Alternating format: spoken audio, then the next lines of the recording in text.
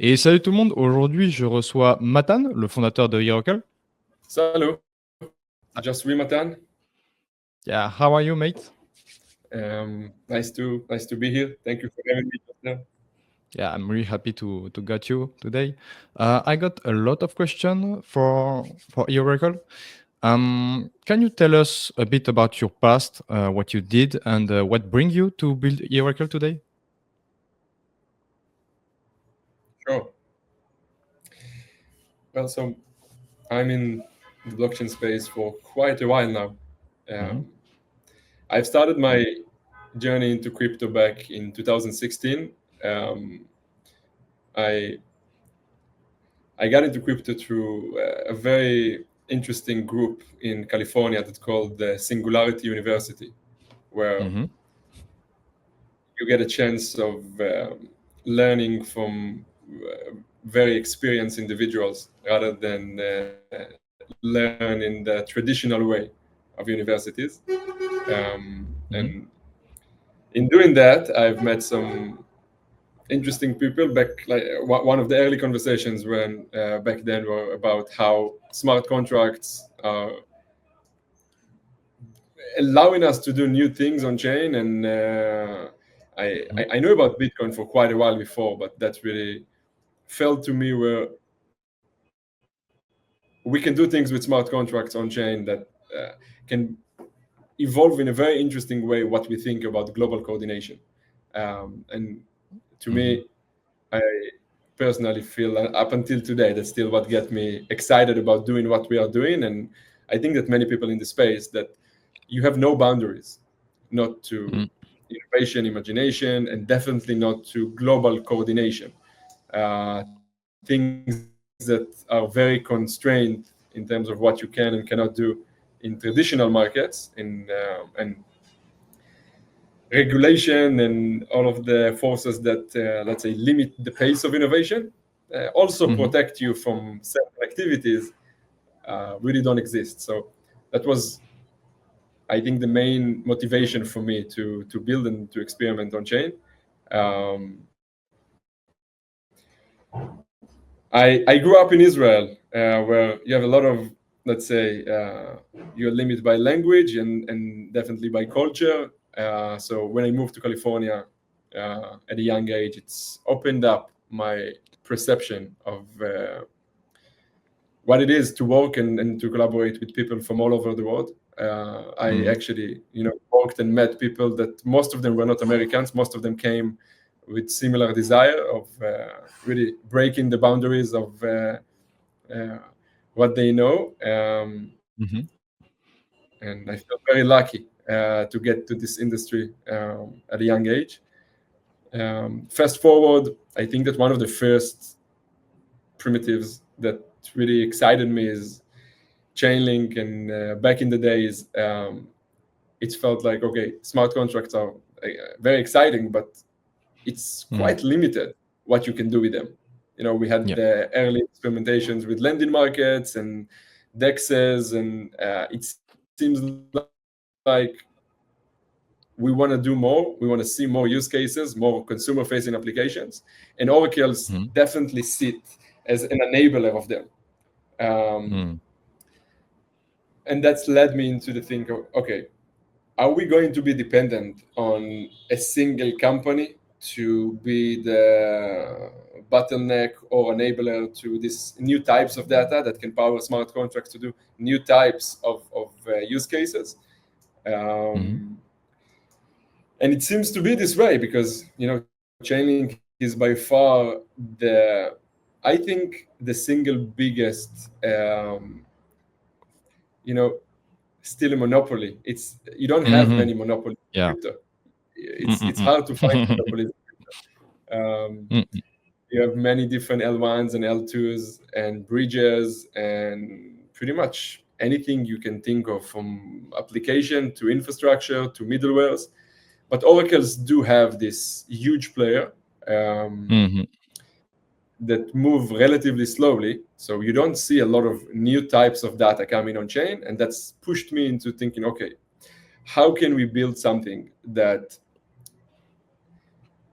is not, we will not be opinionated, by what kind of data we support, or what kind of use cases can be built on top of that. How can we open up this data market? And first of all, don't rely it on some kind of a closed group of validators or teams, labs, decision makers. And that was the same time that the entire essence of shared security started to pick up pace. So we built it in a way where the base layer validators, the Ethereum validator set and Ethereum stakers, are the ones that actually securing the data and providing the data, connecting the off-chain with the on-chain, connecting the real world with blockchain applications. And the users can define what kind of data they need. So you basically open it to a marketplace rather than a closed system that the team decide how to do things. We were the first team to start building with EigenLayer, and we grew quite a lot since that point. I think we're going to talk about it in the podcast about how these things look today. Yeah, I think you're like the second AVS or third, just after EigenDA. I know it changed a lot.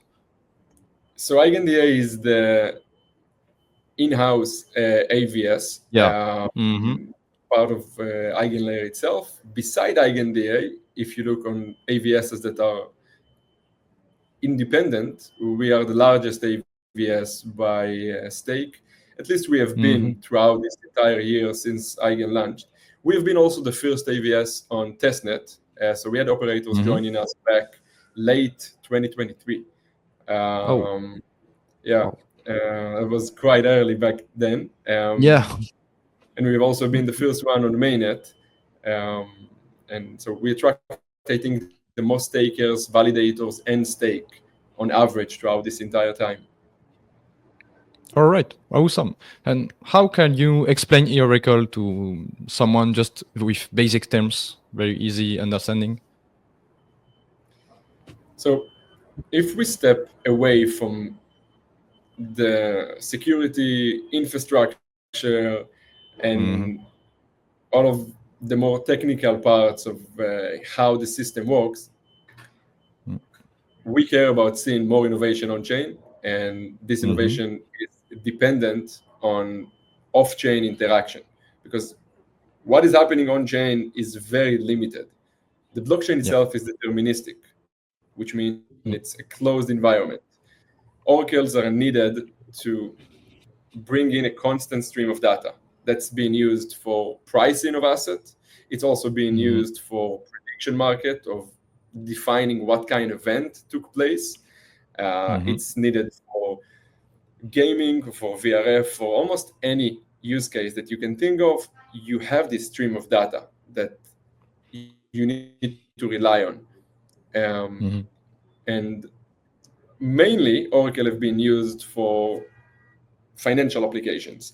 And it was mainly also used on lending markets to enable you, when you come to a lending market and you want to borrow something, this thing needs to have a price that is updated. And let's say that the market crashed and prices goes down, the lending market need to be able to know that in real time and to close this position, to liquidate them in order not to be with bad debt.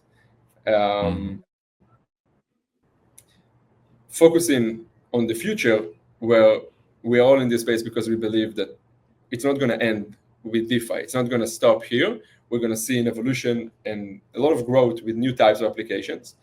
So we've built eOracle in a way that allow anyone to come and to request completely new type of data. Maybe this data is coming from Bloomberg, or maybe this data will come from news sources.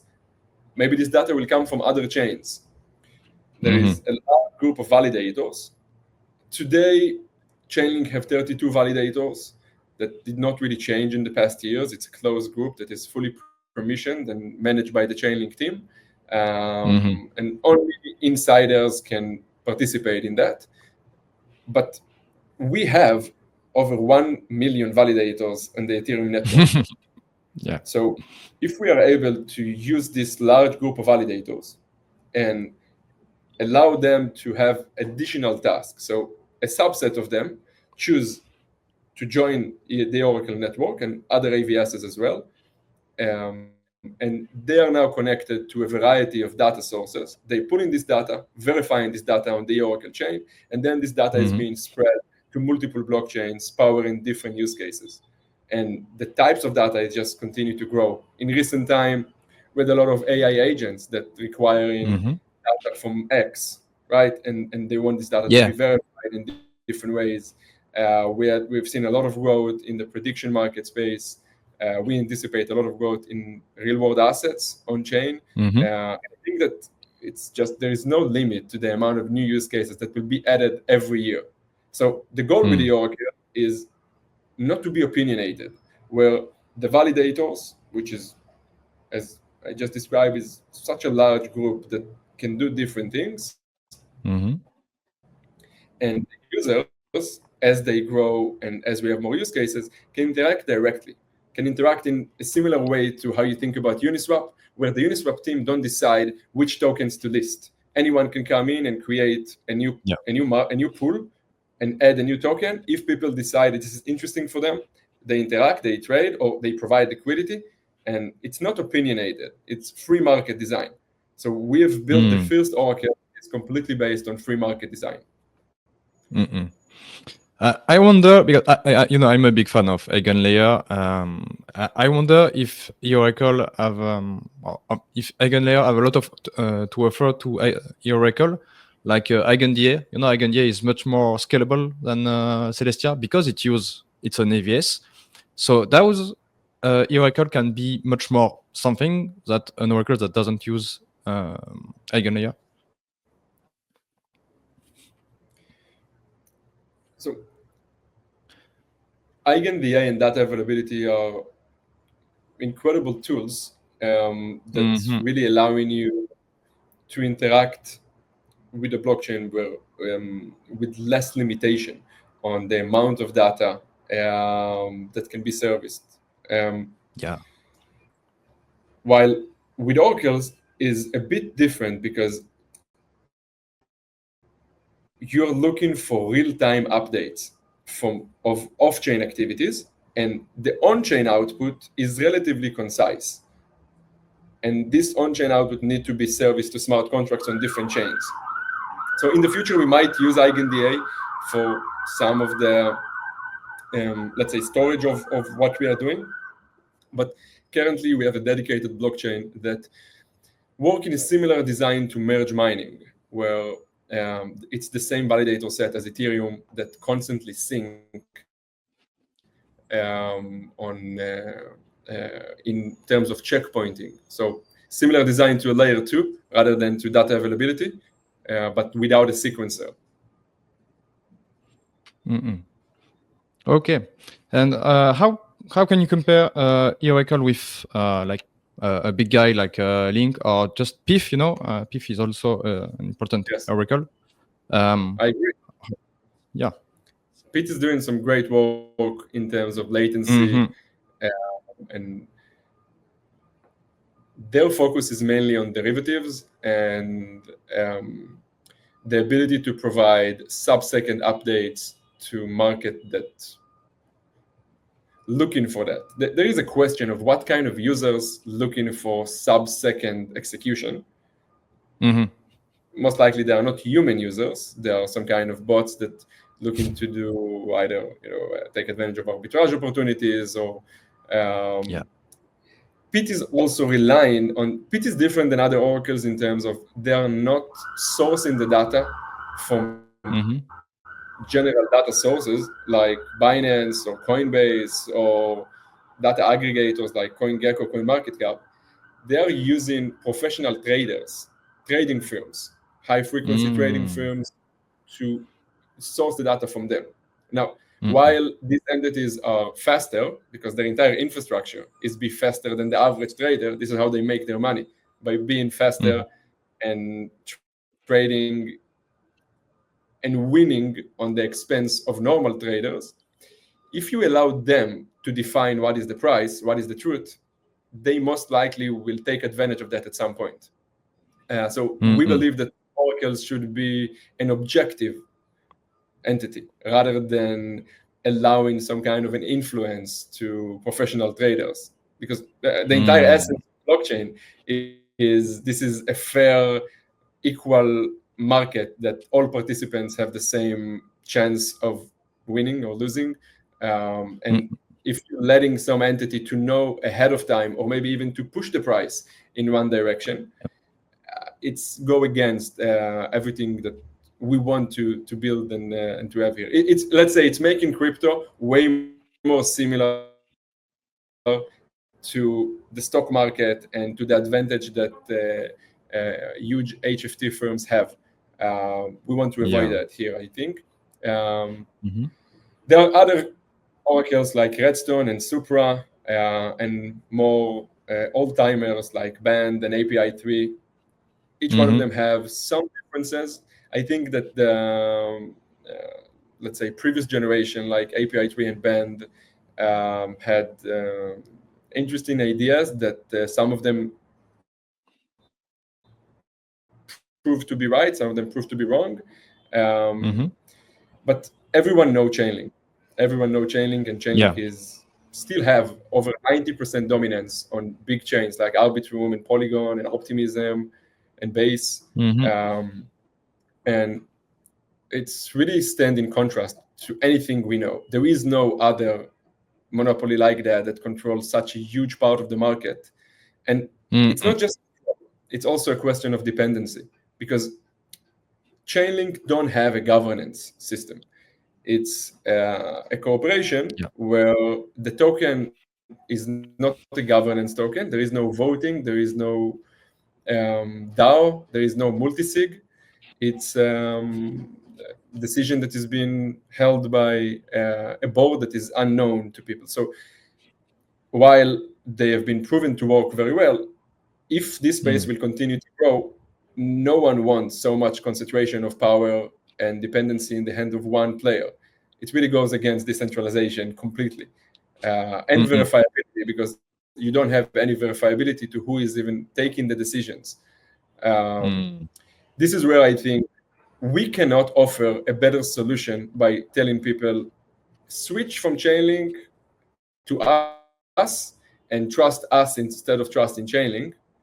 We're offering something very different, where we say, don't trust us, trust the largest set of validators that exist in the space, which is the Ethereum validator set. Trust billions of dollars of cryptocurrency security. There is over $10 billion at stake with eOracle today, which is more than 10 times more than Chainlink. And the validator set is already more than 3 times more than Chainlink, even 4 times bigger than Chainlink. And it's permissionless. Anyone can join in. And this is why I think it's a step forward in terms of how we are designing these systems, where there is no need for a central point of decision-making or a single point of failure. And I think you're the only one Oracle doing a stack like OVS. Can you explain a bit what offer OVS? What are they? So if we go back to really the reason of building it in this way, is allowing any type of data, allowing any kind of use case to be built on chain. And in order to do that, you have to allow different builders to define different needs. And this is where OVS come into the picture, where you can decide tomorrow that you want data that is very specific for your application. Let's take an example. We have EtherFi. EtherFi building an OVS today that is called eOracle. Their data is very specific. They want data only on how much stake have been deposited into EtherFi and how much issued assets are being minted. These two have to balance every certain point of time, and there is some kind of a distribution of reward to their stakers, and there are new assets that are being issued against the deposits.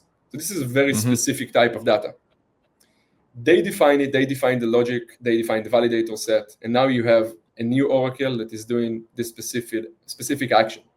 We have another team that with great builders from Coinbase and Google that they focus on risk management. So they pull data from different dexes and issued synthetic assets like Solve BTC and LBTC, and they measure how much liquidity these assets have on different dexes, on different chains, and they aggregate some kind of risk management output that can be serviced to lending markets to know you should list this asset or you shouldn't.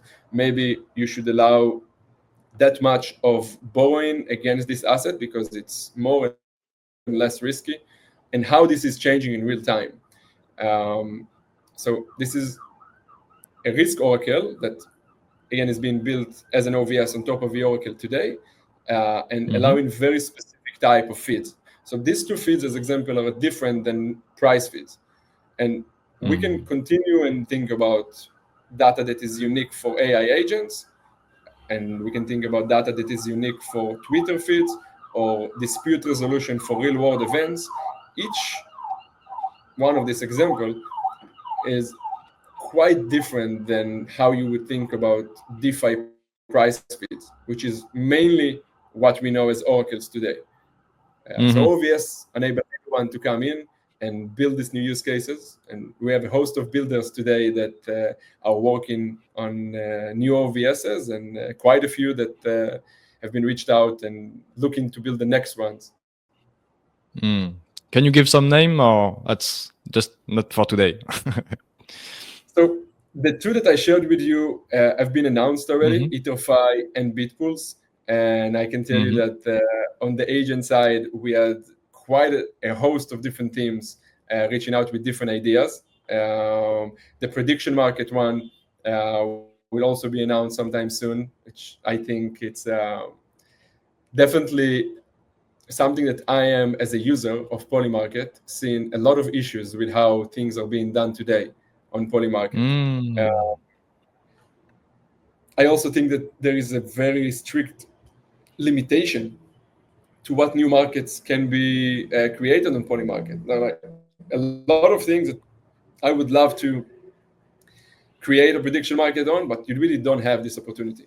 I think we're going to see an evolution in prediction markets that will require more sophisticated ways of getting real-world events data on chain. All right, that's awesome. And we love permissionless. That's the basics of the crypto ecosystem for me.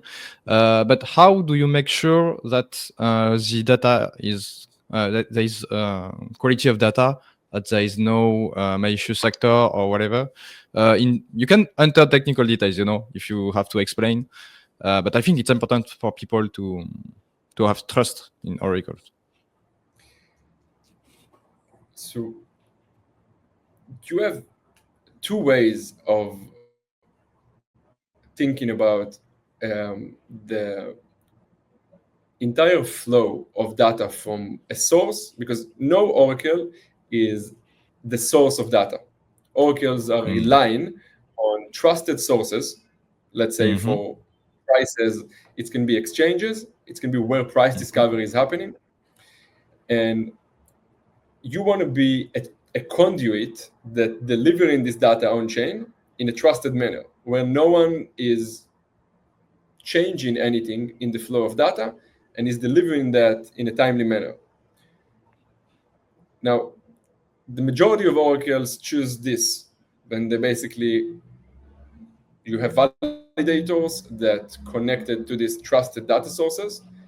They pull the data, they aggregate the data, and they publish it on chain.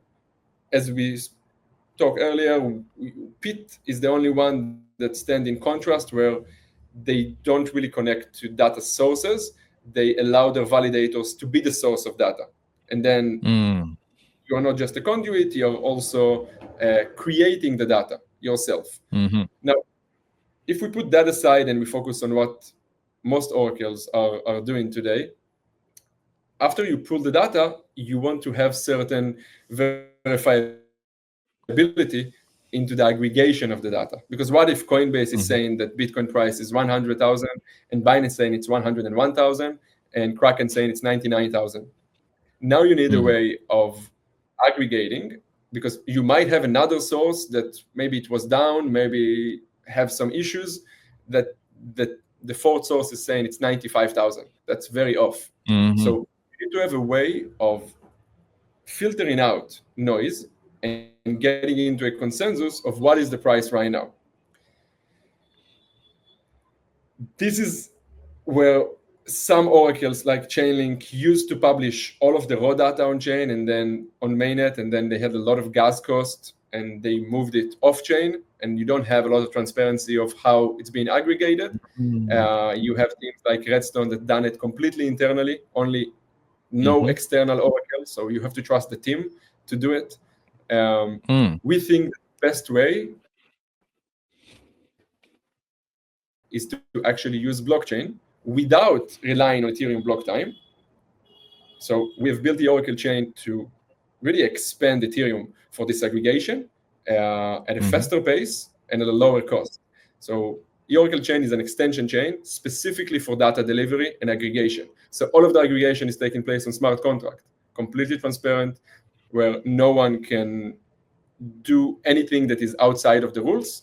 And by doing so, we have verifiability that all of the validators actually pull the data correctly, and the output is then being signed, BLS signature, then published to any chain that really needed the data. Okay, I see. Okay. And I think something interesting in eOracle is the decentralized pricing mechanism. How does that work, and how is it different from other Oracle? So pricing is something that is different between oracles, and it's not a public knowledge of what is the pricing of different oracles. You have some oracles that have certain deals with chains. You have other oracles that have a profit sharing with dApps, and you have other oracles that using OEV to get the revenue, which means they are taking part of the liquidation and they're getting some revenue share from the liquidation itself. We believe that an open marketplace can level the playing field, and this is what we are going after, where different types of data will have different price, and it will be based on the demand and will be based on the supply, how much it costs to source this data. All of that is happening on the Oracle chain, and we have unique measurement of gas, which is the EO token on the Oracle chain. So we're pretty much moving that from backroom deals and under the table deals into doing all of that as a marketplace on chain. Yeah, that's awesome. And I wonder right now, so you're using EigenLayer security, you will have your own token, EO. Are you going to move a bit from EigenLayer when you know if your token got a lot of security, or do you just want to keep to be on EigenLayer? So we look at crypto economic security in a way where I think Vitalik had a paper back in 2020 on the perfect oracle should have a separation between the budget of security and the cost of corruption. So we are separating the budget of security. The budget of security should be very high, but it doesn't have punishment, which means that in order to affect the price outcome, in order to affect the work of the oracle, the output, you have to obtain billions of dollars in it, which means that the cost of doing so is quite high, but there is no punishment on this it. So there is a risk where if someone is amassing billions of dollars and is looking to do some sophisticated attack, but doing so will mean that the individual or the group of attackers need to obtain billions and billions in it. And then after that, get to really corrupt operators, which make it very hard for them to do. Much harder than any other oracle that exists in the space today. Now, this is the budget of security. So high amount of capital, but no punishment in this specific capital. while you have another cost of security, cost of corruption, which the budget is lower, the amount stake is lower in dollar terms, but you do have punishments on a variety of things. They don't have to be complete slashing because of malicious attack. They can be on liveness, they can be on inaccuracies, they can be on a variety of incentive and negative incentive that are more related to the ongoing operation of the system. And that will happen in EO. So you have it as the budget of security, which cost of obtaining this it is relatively low because there is no risk for the staker on this side, on the it. With the EO, you do have risk, and you have to be very opinionated of which operator you are staking behind and how this operator is actually behaving in the system. Okay, I understand. And are you using, I think Eigenlayer have an interesting function that is called subjective slashing. Are you using this or not at all? So intersubjective slashing, as introduced by Eigenlayer, allow you to slash on either dedicated capital, which is the opposite of high budget of security. It means that you have to lock certain amount of it, that this it have very specific terms to what can define it as how a slashing event can take place. And then the intersubjectivity come to say, okay, it's hard to define certain offenses. So we allow people to vote with their token. This is quite different than our design where we are separating the budget of security from EO as the cost of corruption. We're going to do something that is similar on the EO side, but we are aiming to have it more on a performance base rather than on really a voting question. Okay, I understand. And how can we measure the success of eOracle? I think you have something called the TVS. Do you have a dashboard? Is there going to be one? So we can think about it that different OVSs have different TVS, and you have some kind of an aggregated TVS for eOracle as a whole. As an example, today we are securing the price feed, securing dApps like Mendy Finance, like Layer Bank, Sturdy, Morpho. We had 3 new markets with Morpho in the past week. So you can aggregate the value of the token that is existing in all of the different lending markets on different chains, and that's getting to few hundred of millions of dollars. That's being secured by the price feed.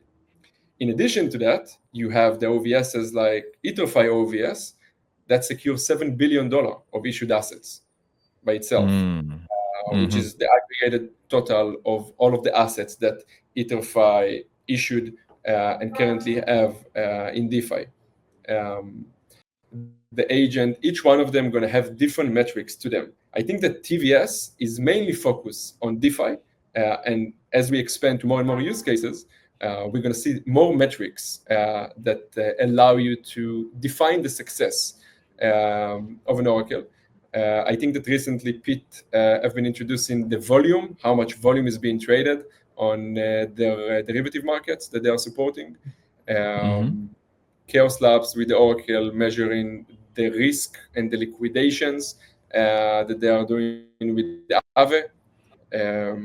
It's going to be interesting to see how we're going to value oracles that supporting AI agents and RWAs and all of the new use cases that is. I think the goal here is to really provide value, not just to think in terms of TVL, TVS. Is how can this technology enable us to bring more users on chain and to bring new types of applications that really couldn't happen before. Yeah, definitely. You named some partners you have. Are you excited about some partners? Do you got some, I don't know, alpha or of partners you have? What's the state right now? Well, honestly, we are. It's hard to describe in words how humbled we are by having, very respected teams that have been working in the space for years and using Chainlink, like Mandy Finance, really incredible team, and they have been using Chainlink for years. And their DAO voted a month ago to replace Chainlink with eOracle. That's something that I didn't anticipate to happen in 2024. I think it will take more time for people to go through the process of understanding that this is valuable and this is trusted and this is working well in production. We are grateful for them, and we are seeing more and more dApps doing the same thing. Now, with Morpho, the two biggest vault creators on Morpho, which are Gotland and MEV Capital, both of them that used to go for Chainlink, they used to go for Redstone, they used to go for Pit. Both of them have created the recent markets with eOracle, which is another great vote of confidence in the technology and how it works in production. And in addition to that, the new use cases, we are working on something quite big with Singularity. I don't know if you're familiar with Singularity Net and Singularity Finance. So they are creating now a new chain, and eOracle going to be the only Oracle provider on this chain, supporting a variety of AI initiatives, in addition to DeFi. Awesome. And we've seen more of them. Just in the past week, we have integrated with Ink, Unichain, Abstract, Plume. So things are moving along. That's awesome. That's really awesome. And what the roadmap for 2025 look like for eOracle? I think you got a lot of people asking. When TGE, I guess. So, what does it look like? Well, I don't know if I'm the right person to answer that. I think following the Oracle main account will provide you a lot of information on what is coming next. There are quite a lot of initiatives designed specifically for the community. I think that we have seen a lot of the past 2-3 years in crypto, because of the previous administration, created a situation where community didn't have a chance of participating early and really gaining from the early growth of a protocol. And they had to only participate if they believe and they want to take part. They only could participate post TGE when prices are already high and this token is on multiple exchanges. I think that this is one of the biggest changes that we are seeing today, where there are ways of allowing community to participate in a lower valuation than what used to take place. And we are super excited about that, giving the community upside where they know that they have a much better chance of really balancing the playing field. And this is something that I'm personally excited about, and we have a lot of efforts that's going to be announced soon on how we are doing it and how we're involving the community early on. I think that's probably the alpha you are looking for.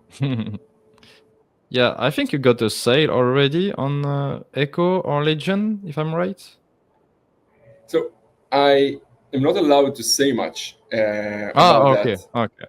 That's part of when you really allow people to participate, and it's not venture, and the rules and conditions means that people have to do their homework and to go and search rather than being pitched. So there is no pitching that's going to happen from us. I think that the work and the traction we have proved so much doing this, and now it's for the community to decide, is this a good opportunity for me? This is a price that really allow me to gain to capture a lot of upside, and if so, now they have the way of taking part. Yeah, I think that's the good way to do it right now. That's awesome. Is there something you're excited in 2025? I think I'm excited of seeing new use cases, more experimentation. We have seen in the past year so much happening on Solana. Yeah. I think that we have learned a lot from that. Not all of that is good and not all of it is bad, but I'm excited about what is happening on Base these days. With the, I don't know if you noticed the launch that happened a couple of days ago. Yeah. Incredible UI. I'm excited about new use cases with agents, specifically ones that allow you to take part in agents that have some kind of off-chain profitability. I'm seeing so many people saying, I've built an agent that is generating $500 a day. I've built an agent that's doing that, and allowing people a way to verify that this agent is actually profiting off-chain or on-chain, and allowing people to participate in that. I think it's the next evolution of, it's not just meme coins that do nothing. It's actually some online activity that have a floor to it, that have a certain profitability aspect that you can measure, but it's also have a personality and it's also have a mimetic aspect. So I feel like I hope to see us evolving from vaporware to a new type of experimentation. Yeah, I totally agree. I just have two more questions for you. First, is there something, a subject I didn't mention you want to talk about? You're just free to go if you want. I think you had a very thoughtful questions. Actually, we covered a variety of topics here. I'm excited to learn from you how the ecosystem in France evolving and growing. Definitely. And do you have that's it's not a question for eOracle, it's a question for you, Matan. Do you got some advice for a young investor or just someone that want to learn about crypto? Something from your experience,